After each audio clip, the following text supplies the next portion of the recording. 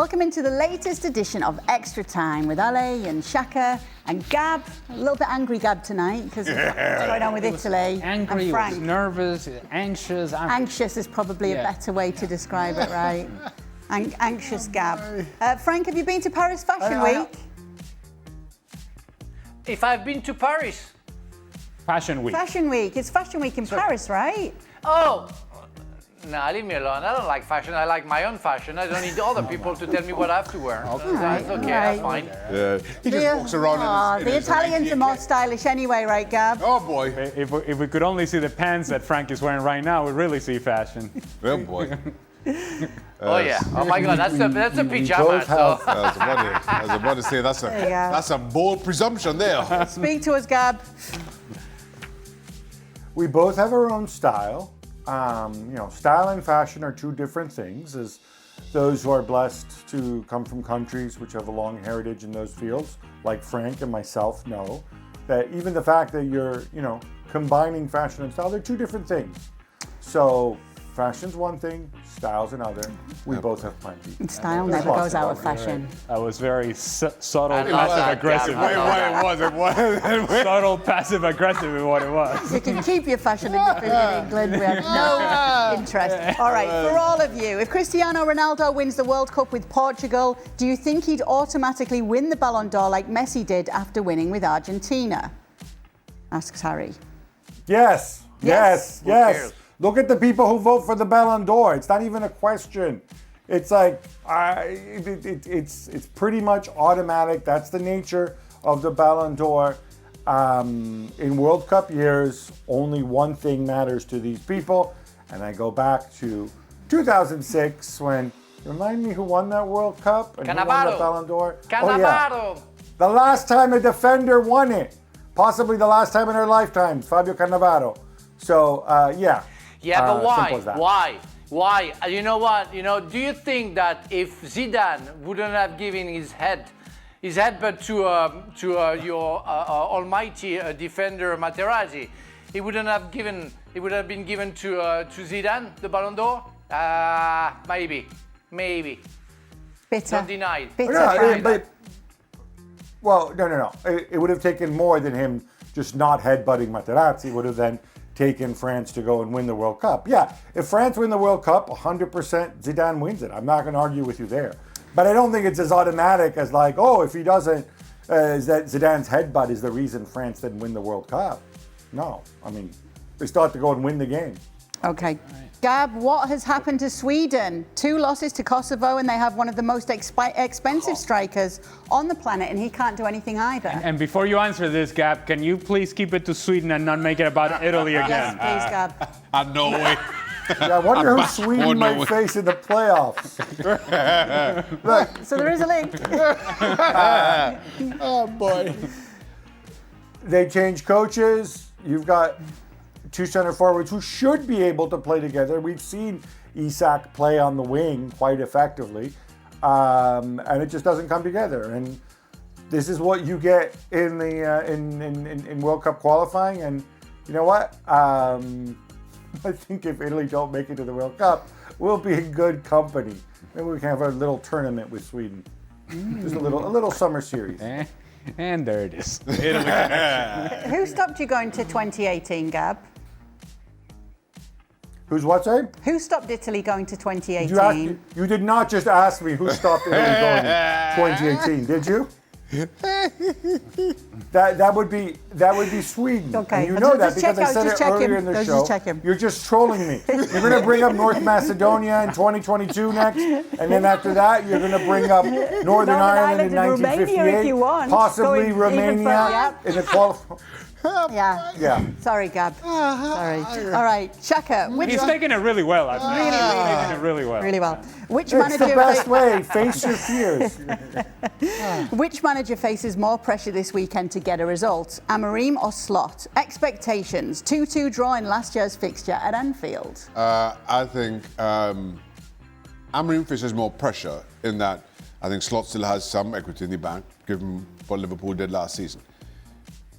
And while I know Sir Jim Radcliffe has kind of almost pulled a hamstring trying to defend Amorim, I'm not buying it. And I think things need to start to turn around really quickly for Manchester United. I just don't see how it does against. Well, let's assume that Liverpool are even half themselves. You got really serious there with that answer. Your voice got deeper. I was thinking. Yeah. Oh, okay. So that's what happens when you think. When I have to think and speak at the same time, it's Okay. tough. Okay. It's tough. All right. Yeah. Okay. Gab, do you have a thought on this question? Oh yeah, 100%. It's Amorim. Arne Slot is still the defending Premier League champion. He won the Premier League at his first attempt, following a summer in which they didn't have anybody other than Federico Chiesa, who I think played 120 odd minutes last season. So he has so many alibis this year. They did spend a ton of money, but that means integrating the new players. Sure, at some point, if he keeps losing, Slot could get sacked too, but it would need to be a long run of games. So it's definitely Amorim. And you know what? I'm not even sure it really matters what Ratcliffe says, because ultimately it's not his club, it's the Glazers' club. So yeah, no, we've heard all this before. I don't think either one is getting sacked in the near future. But between the two, yeah, obviously there's more pressure in that sense in terms of keeping the job on Amorim. There's pressure on Slot because everybody associated with Liverpool obviously wants Liverpool to play better and turn the results around. Frank, you looked like the great thinker statue while you were listening to the boys. Do you agree with them that it's Amorim? Yeah, right now, Amorim faces more pressure, but the pressure will really start if Slot loses at the weekend. Because four losses in 4 games, yeah, the pressure will be hard on Slot. I mean, that's so unexpected. We were expecting much more. They're still second, is what I say. We are hammering Liverpool. They're not playing well enough, but they still have the result. They're second in the league, so everything is quite okay.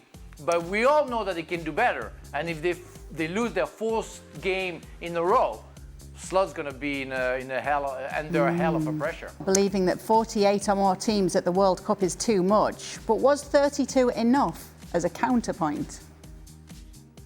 32 was enough. I don't understand. Look, my country, just like Gab gets to make it about Italy, I'll make it about Venezuela. My country was on the verge of making the World Cup for the first time in our history. And even then, I've been saying all along that I don't like a 48-team World Cup. I don't. I still look at the World Cup and should be an exclusive tournament in which you qualify the best of the best of each region qualify. It's not an invitational, it's not an open mic night, everybody gets a chance. No. This is not karaoke night. You got to qualify to get there. And when you start opening the window of qualification for just about everybody, 48 teams seems like a lot for me. 32 was fine.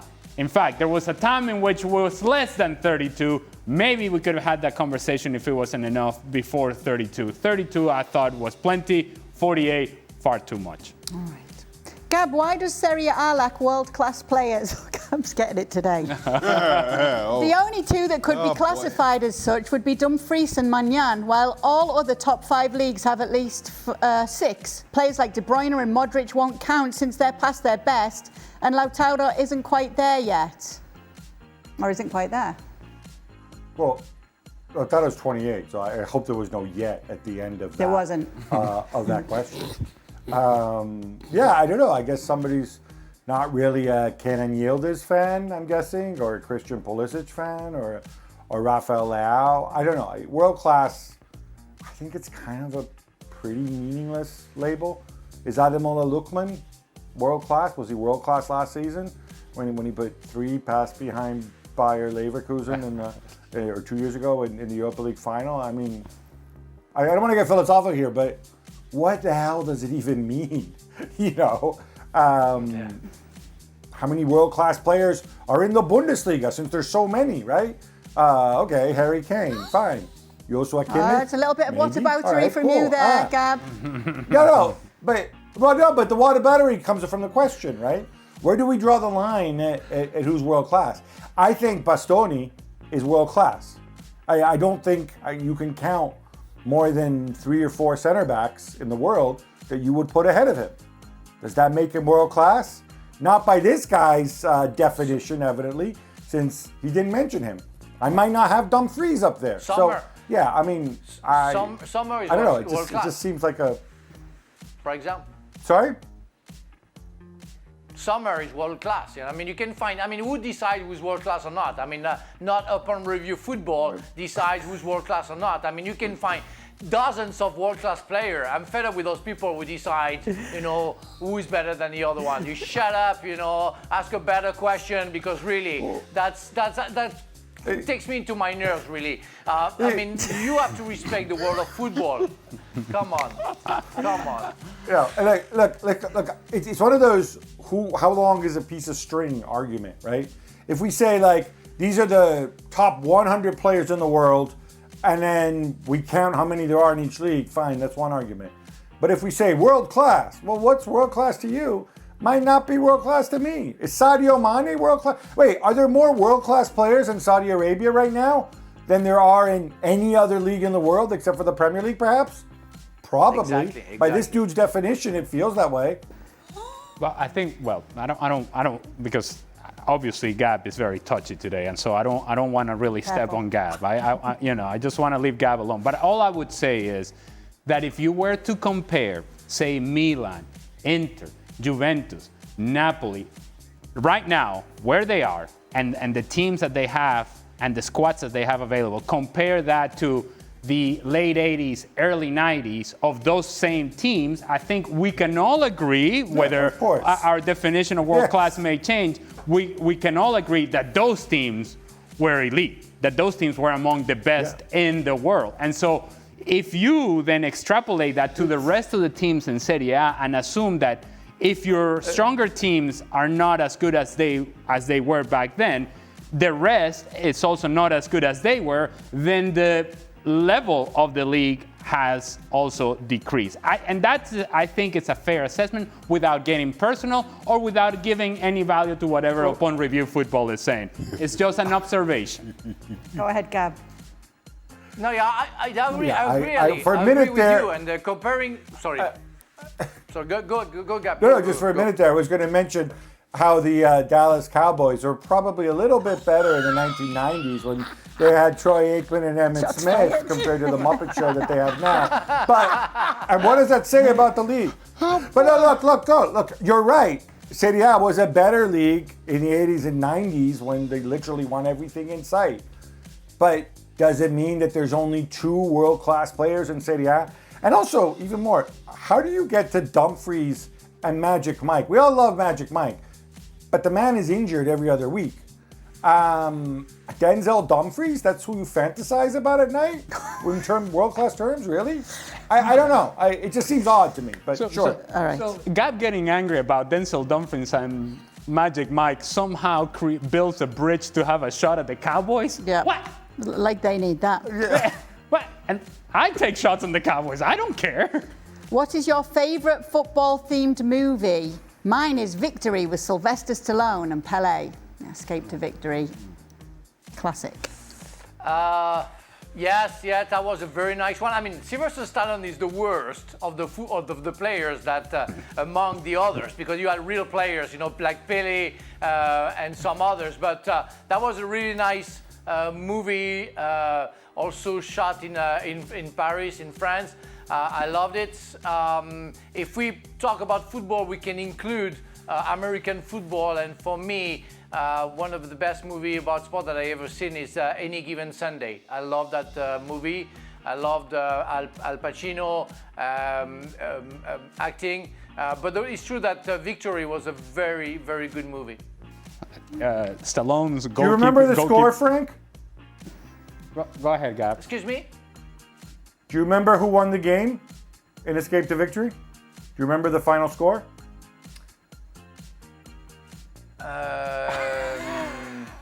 I think that normally, but the real story. No, I don't because I don't care about that. Because but really, the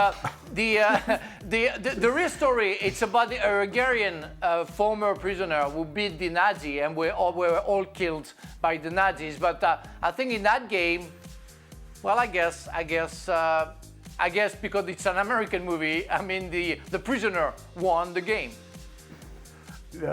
No, it actually finished 4-4. Nobody remembers the score. Okay. But you hit the nail on the head. It's not about the score. It's not about results. It's about how you play and what you stand for and the emotions that you convey to the audiences when you're out there, right? You as an actor, you get that. It's not about the score. Okay.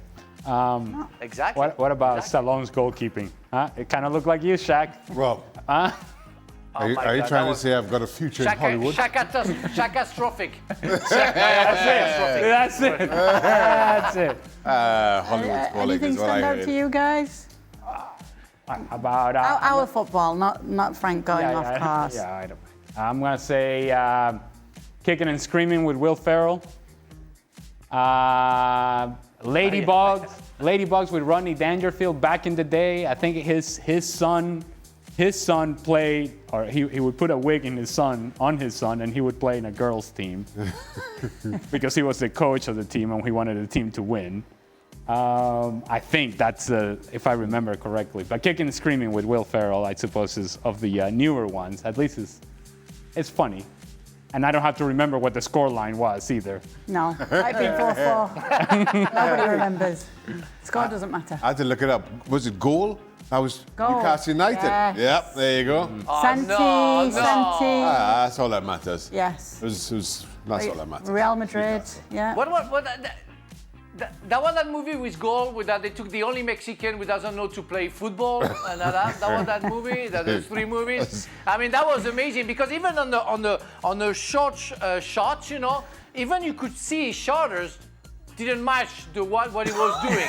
I say, how can you not find one Mexican guy actor who can play football? That was crazy for me. Insane. Oh, look at that. Frank's not having it. All right. This is an interesting one. Must go to Gab first. Do any of you trust a non-lettuce based salad? You shouldn't, apparently. What, like yes. potato salad? Or caprese salad? Yeah. Well, I don't consider No, like caprese a salad. sort of salad. I think it's mostly. But you mostly don't need another lettuce in a sort- salad. No, like an iceberg salad. You know, that's like the sort of salad.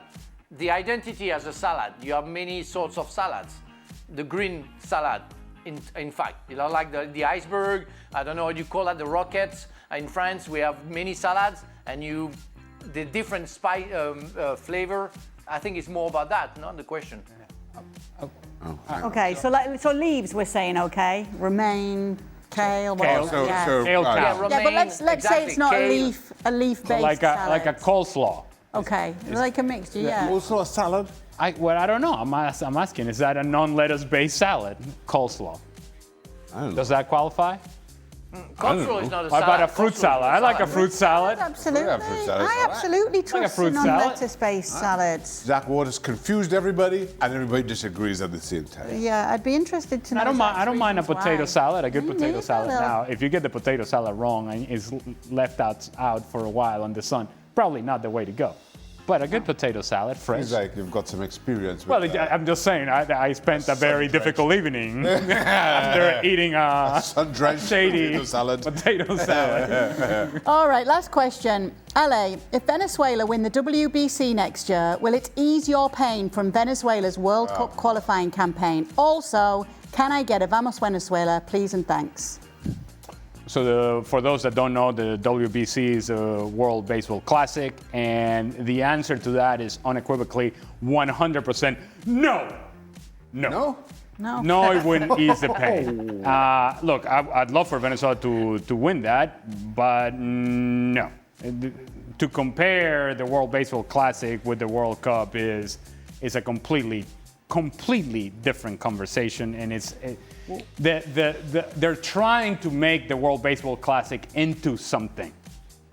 And they're not anywhere near making it into something just yet.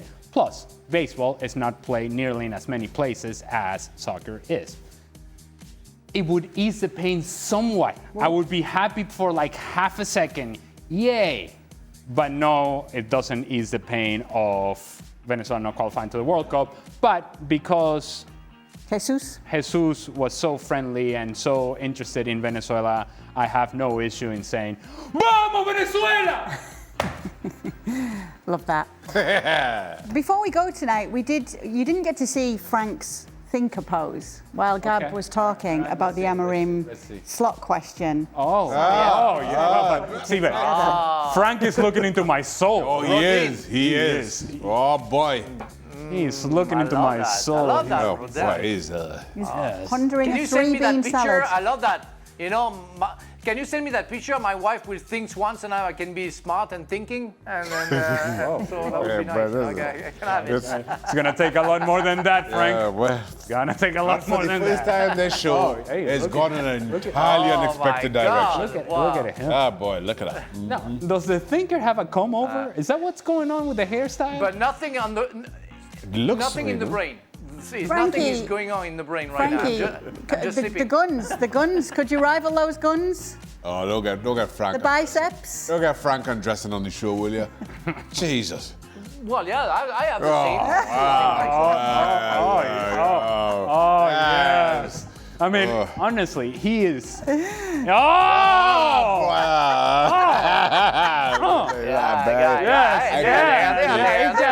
something. Yeah, don't worry. I blame you for that, kid. Yes. I blame you. See, we were ready to move on. Frank, now we have Frank undressing on the show. Yeah, see, but how quickly he went to undressing. Let me just No, but if you push me, I have to serve you. No, you weren't pushing. You don't have to, though. Barely a little tap on your shoulder.